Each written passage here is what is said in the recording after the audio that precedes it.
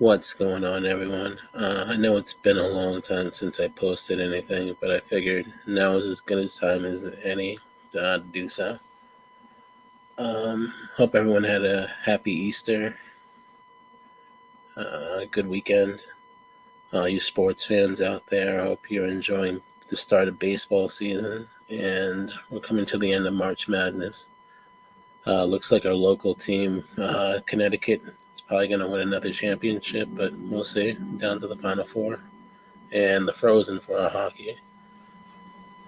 Like I've said in all my previous episodes of my podcast, I just want to take the time out just to thank each and everyone who is taking the time to watch or give a thumbs up or some feedback.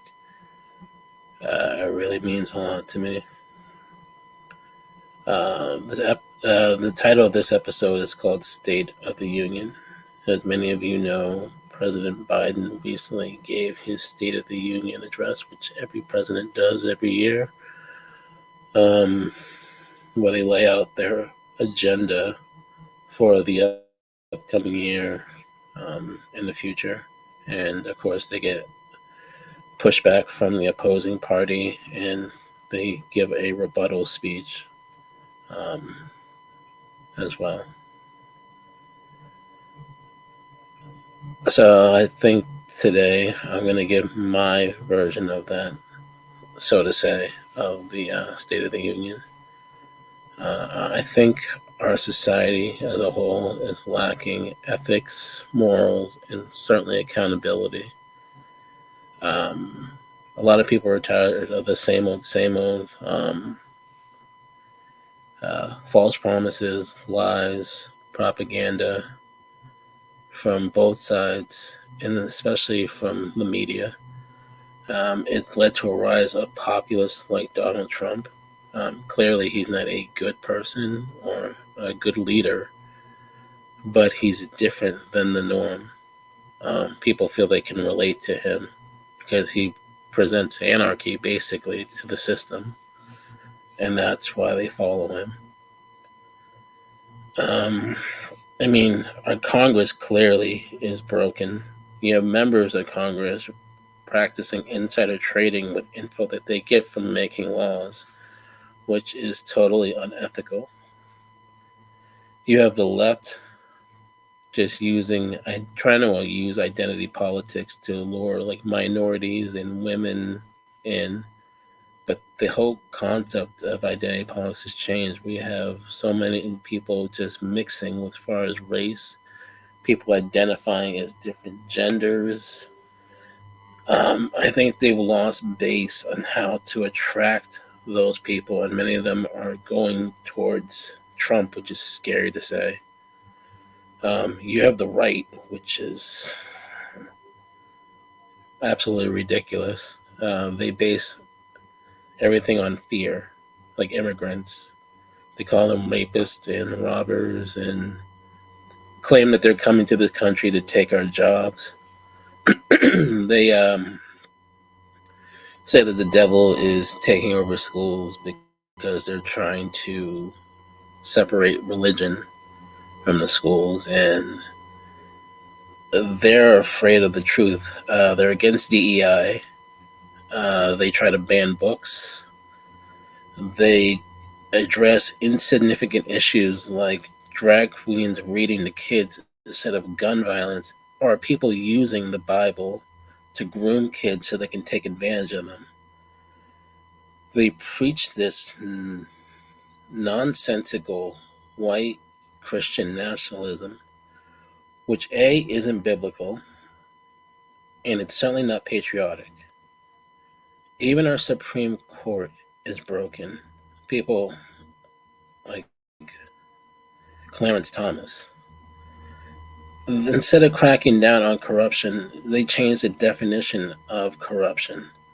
They basically has said you can influence peddle as long as you don't say the money is to influence laws, which many of these lobbyists are doing. Um, it's just ridiculous. Instead of tackling or fixing the issues, they would rather politicize it. One big thing is immigration. You have these senators and congressmen like Katie Britt, who gave a rebuttal to the president's State of the Union address. And she gave this overacted, inaccurate claim about a girl who was sex trafficked. She failed to mention it happened when President Bush was in office, and it took place in Mexico. What makes the matter even worse is she helped write the border bill that the Democrats and Republicans worked on. And because Trump felt that it would put a cap or a feather in the cap of the Democrats, he encouraged the GOP to vote against it, and she did. So clearly, they don't care about the border crisis as much as they say they do. They're just trying to scare people to vote against Biden and vote for Trump. And it's just ridiculous. So, I mean, clearly we need to bring back accountability to our society. A lot of these people who are pro-life they're really anti-abortion and they're pro-control, especially of women. How can you claim to care about people, but A, give tax breaks to the wealthy, claim to love God, but hate Jews, which is absurd to me considering that Jesus was a Jew. You hate immigrants. Again, you want to control women. You hate the LGBTQ community. And then you basically support a man who has no ethics, no morals. I mean, he's recently peddling Bibles. Granted, this man has cheated on every single wife he's ever had. He's made sexual references about his own biological daughter, which is just gross. I mean, it's gotten so bad that you have members of the GOP resigning. You know it's bad when members or former members of Trump's cabinet, including the vice president, won't endorse him in his recent campaign to be president. That's bad. He's facing several indictments, had to settle, and then he's has two major suits that he has to settle, which are civil. One for sexual assault, and another one for bad business practices in New York. And they were totaling like $500 million. He recently got an adjustment to one, so he has to pay $175 million for one, and I think the other one's like $83 million. And clearly, he's not as rich as he says he is because he's having trouble paying it. And don't get me wrong, I'm not happy with what's going on the left either. I mean, you have these two old men running against each other again for president. And I would prefer to have some new blood, but to many of you, it's not a campaign of the lesser of two evils per se. It's someone who's a decent person. I mean, Biden's not perfect. He's not my top choice, but he's done a fairly decent job. I wish there's some issues that he would put more focus on, like immigration, but they did make an attempt. I mean, they basically gave the Republicans everything they wanted in the bill, and they turned it down because of their political affiliation and not for their responsibilities to the country. And then you have a man on the other side, who clearly is only out for his own motives and agenda. I honestly think he's only running for president so he can keep his behind out of jail and pardon himself. I mean, recently he's made promises to pardon some of the people who were in prison for January 6th, which clearly was an insurrection, clearly one that he instigated. And he even said He spoke out against them, and now he's changing his tune to draw people to his base. So clearly, he flip flops. Clearly, he lies. Clearly, he thinks he's above the law. And clearly, he's against democracy because of the lack of the peaceful transition. He lost the election. I don't care how you spin it, how you look at it, he lost. There's nothing wrong with mail in voting. A lot of people are elderly and can't make it, or sick and have pre existing conditions and can't go out. You have people who are in military who are overseas and still have the right to vote. You can't restrict people's voting rights. I mean, this is absurd. You have a base of people who are just, sad to say, observantly stupid, who are still feeding into this bullshit. And it's dangerous. Like, you have people like Stormy Daniels, and I'm not saying she's the most moral person, but she's getting death threats from these Trump supporters, and she doesn't deserve that. Michael Cohen, who was his lawyer, getting death threats because they're going to protest against him and testify against him. They don't deserve that. It's the law is the law, and he has his right to a fair trial.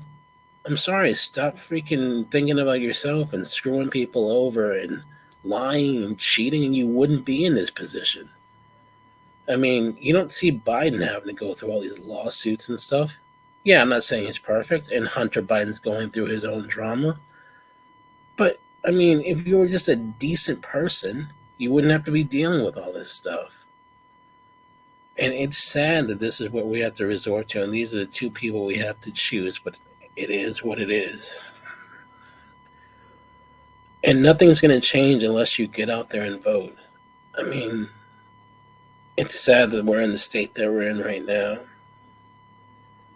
But, I mean, it's time for a change, for one. And two, if we keep complaining about it and doing nothing about it and become so disenfranchised with the system and don't engage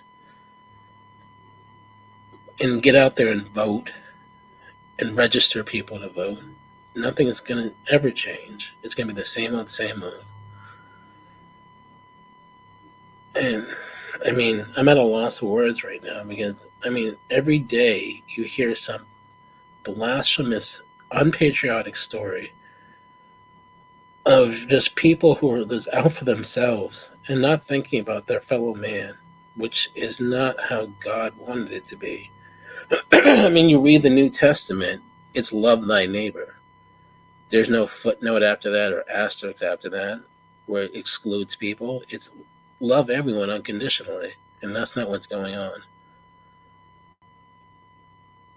I'm sorry to tell people this, but again, our society is a melting pot. Christianity works, or true Christianity works, when it's multiracial. People of all creeds, all colors, all nationalities, not just white, rich, conservative, heterosexual Christian men. It just doesn't work that way. It's not how God intended it. It's not how Jesus was. Our system truly so relies on immigrants. Our GDP would suffer if the Republicans had their way. Like, I understand that our immigration is broken, and not everyone can come to this country. But many of the people who come to this country are hardworking individuals who are trying to better their lives and to try to provide a way for their families. If our United States government didn't overthrow so many governments and let drug cartels and dictators take over, many of them wouldn't be coming to this country. And then the flow of drugs that come into the country, why do you think they come to this country? Because we keep feeding into these addictions. And the war on drugs that this government is pushing is a joke. I remember back in the day it was just say nope to dope, But the moment that opioids and other things hit the suburbs and little Timmy and little Susie were getting addicted to it, oh my God, now we have a crisis. Now we need to do something about it. Really? Now we do? It's ridiculous. Before you were just locking up black and brown people with these absurd sentences. Now you want to do something. Now when it hits suburbia, white America, which is just, it's ridiculous. Sorry to go off on a rant, but it just gets me so infuriated. And like I said, nothing is going to change unless we get off our asses and vote. So I'm imploring anyone who listens to this, please vote with your conscience, not your political affiliation. I know Biden's old, but he's, I guess, the lesser of the two evils. He actually has a conscience and some morals and ethics about him. Well, I guess I'll get off my soapbox now. It's just me being honest, thinking about the future of our country. I'll holler at you guys somewhere down the road. Peace out.